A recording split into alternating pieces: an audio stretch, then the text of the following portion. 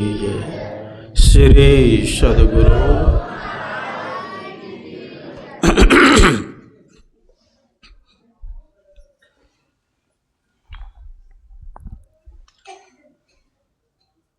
आनंद मानंद करम प्रसन्नम ज्ञान स्वरूपम निज बोध रूपम योगेन्द्र मेद्यम भवरोग वैद्यम श्रीमद्गुरुं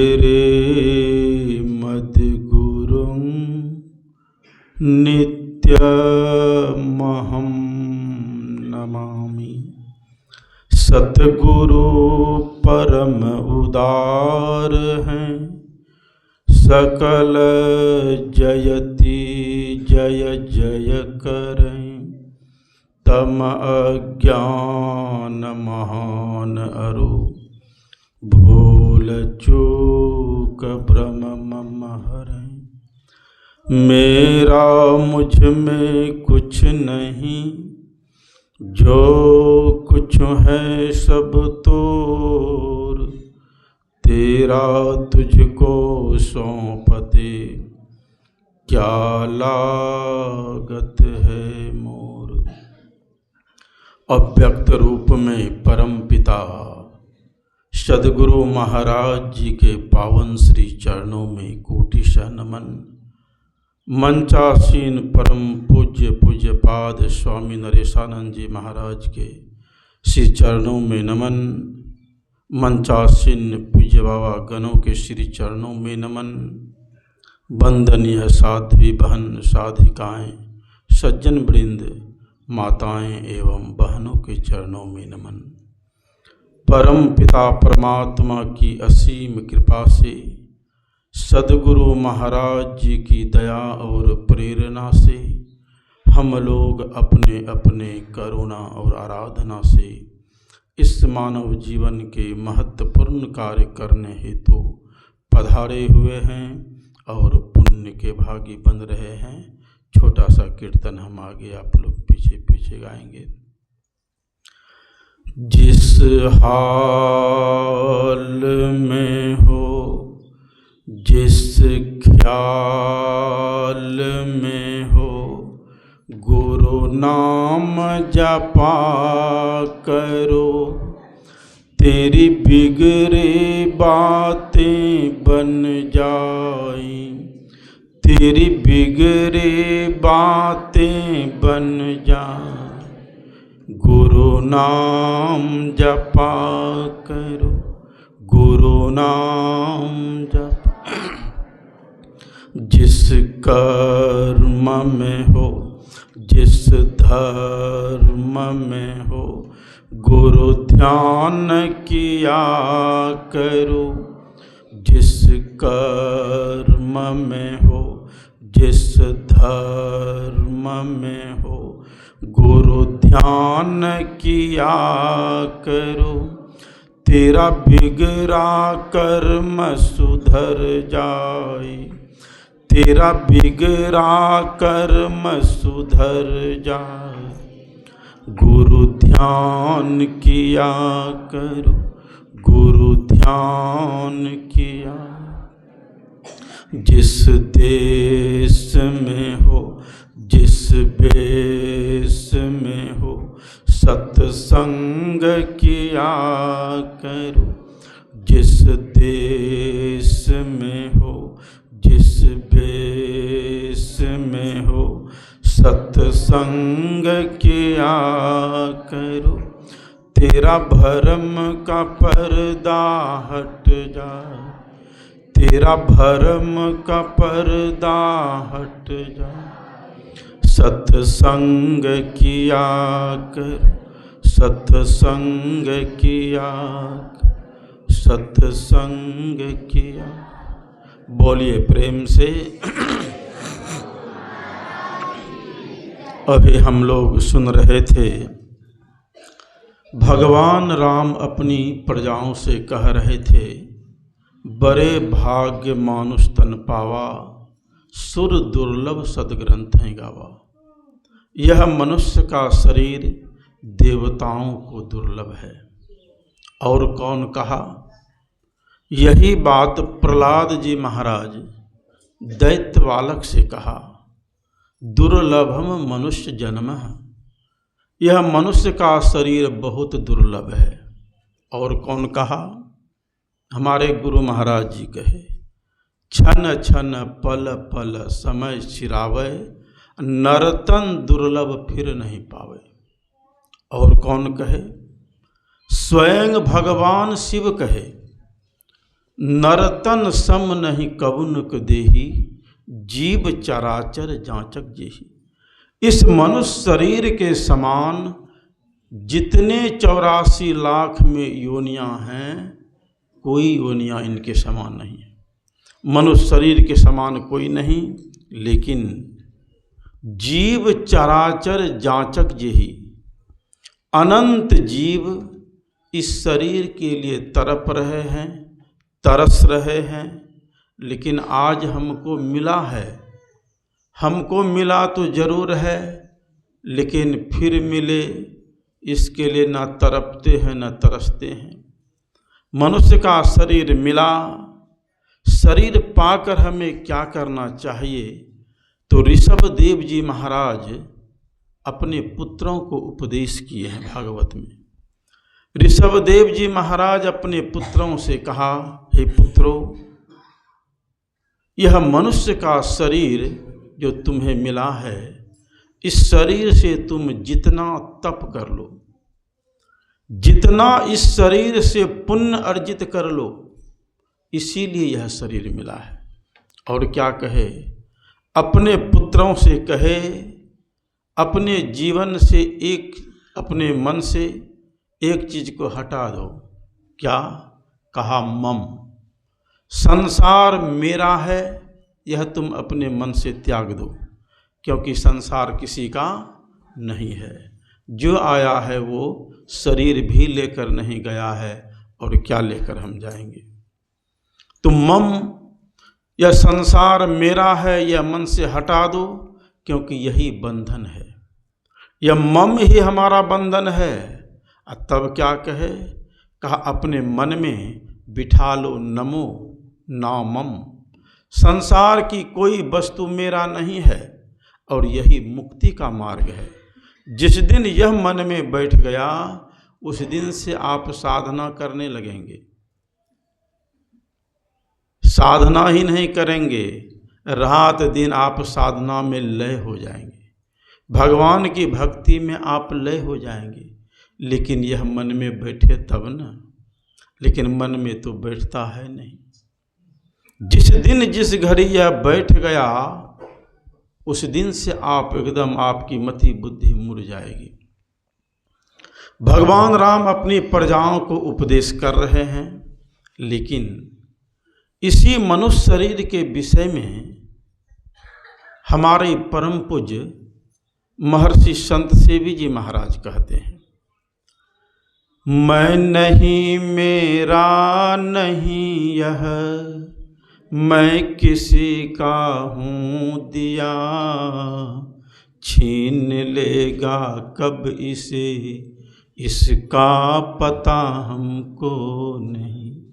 मैं नहीं मेरा नहीं यह, तन किसी का है दिया, छीन लेगा कब इसे, इसका पता हमको नहीं। मैं नहीं मेरा नहीं, शरीर मैं नहीं हूँ और शरीर मेरा नहीं है।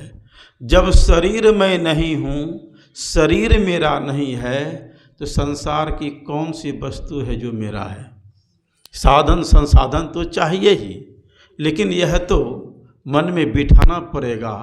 जब अंत में चलेंगे, कहे कबीर अंत की बारी, हाथ झाड़ जब चला जुआरी। जब यहाँ से चलेंगे तो कौन जाएगा? आपके साथ में जो अभी साधना कर रहे हैं, जो आप भजन कर रहे हैं, जो जितना जीवन में आपने पुण्य अर्जित किया है अथवा आपने पाप अर्जित किया है, आपके संग में यही चलेगा। आगे का व्यवस्था भी यही देगा, यहाँ से लेकर वहाँ तक, वहाँ से लेकर यहाँ तक। बस जो आप यहाँ करेंगे, दोनों जगह व्यवस्था यहाँ का किए हुए कर्मों से ही हमें मिलेगा। हमारे मैं नहीं, मेरा नहीं, मैं किसी का हूँ दिया, लेकिन कोई मुफ्त में आपको शरीर नहीं दिया है। कितना भ्रमण हम किए हैं, तब कबहू करी करुणा नर देहि। तब वह परमात्मा हमारे ऊपर करुणा किए, कृपा किए, दया किए। उनकी करुणा कृपा दया से हमें यह शरीर मिला। और शरीर तो मिला, लेकिन शरीर के बाद क्या मिला? बड़े भाग्य पाइए सत्संगा। आपको इस शरीर में सत्संग मिला, और ऐसे नहीं मिला। आपका भी किसी न किसी जन्म का तप होगा, ऐसा सत्कर्म होगा जो हम आप यहाँ बैठे हुए हैं।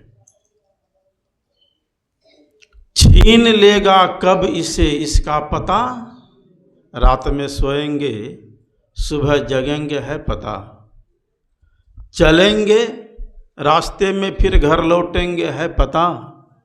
बाबा कबीर कहे, मानत नहीं मन मोरा साधो, मानत नहीं मन मोरा रे। बार बार तो ही कही समझाऊं, जग में जीवन थोड़ा रे। एकदम हम समझते हैं बहुत हैं, लेकिन 50 के बाद तो शरीर भी काम नहीं करने लगता है। और जब शरीर काम करता है तो जो मुझे करना चाहिए वो करते नहीं।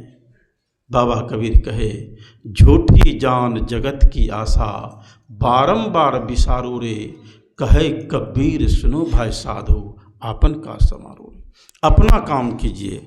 अब थोड़ा सा अभी हम सुन रहे थे, बड़े भाग्य मानुष तन पावा। अब बरभागी कौन है? इस संसार में बरभागी कौन है? तो गोस्वामी जी लिखते हैं, हनुमान सम नहीं को बरभागी, राम चरण नहीं को अनुरागी।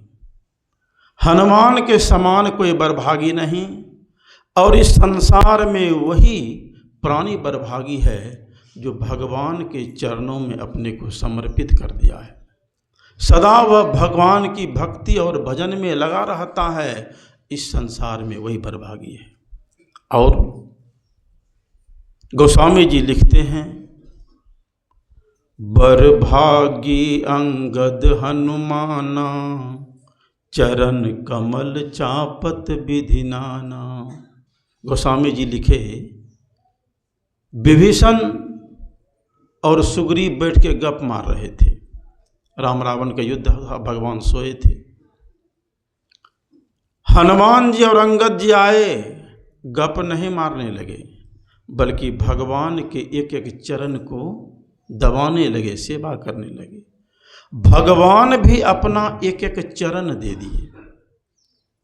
और जिनको भगवान अपना चरण दे दिए, अब बताइए बचा क्या?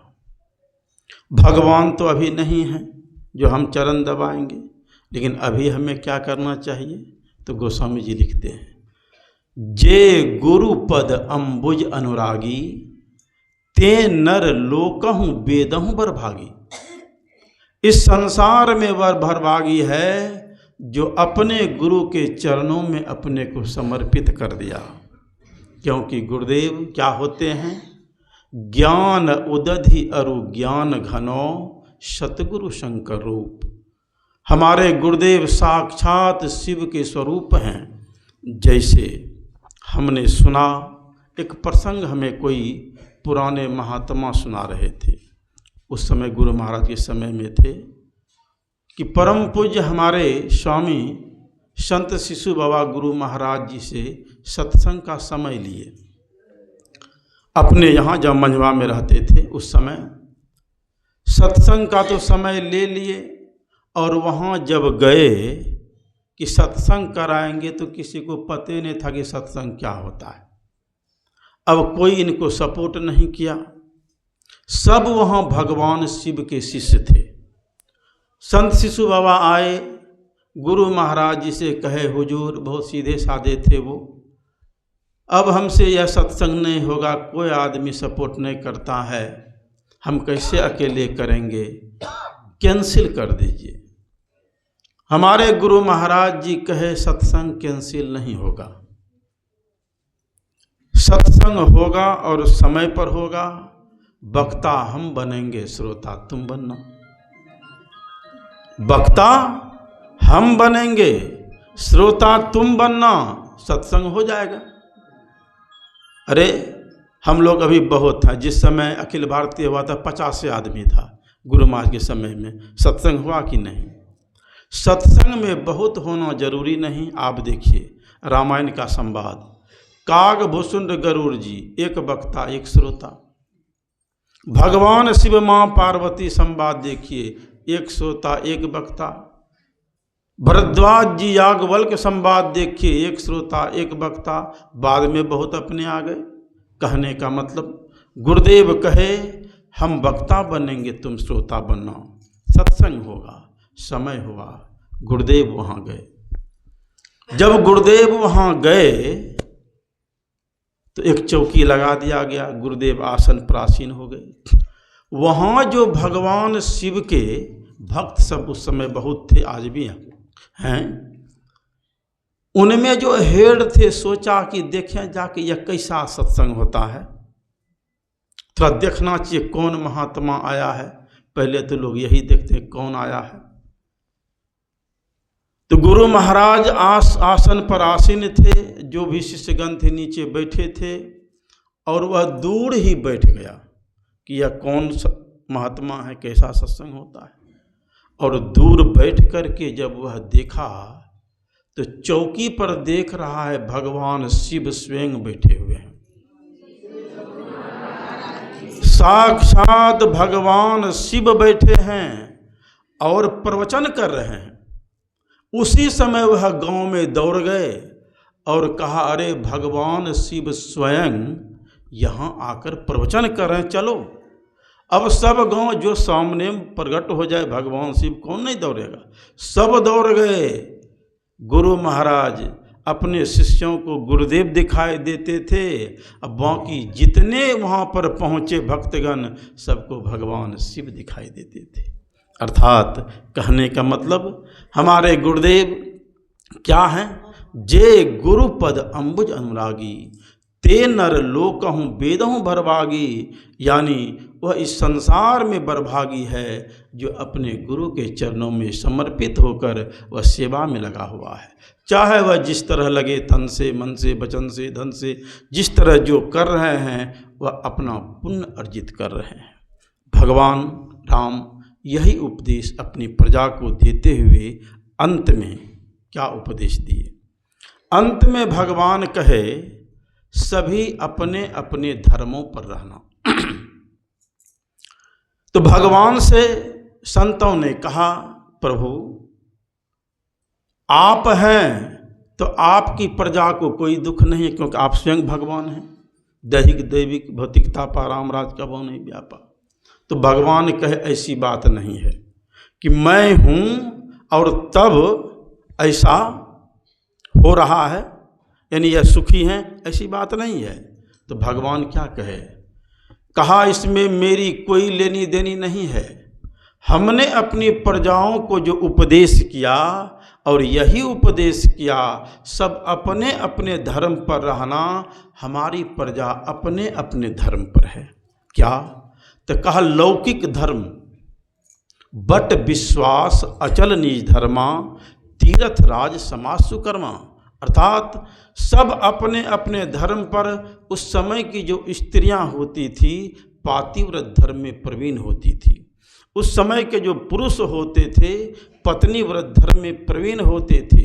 उस समय के जो बेटी बेटियां होती थी माता पिता की सेवा में प्रवीण होते थे।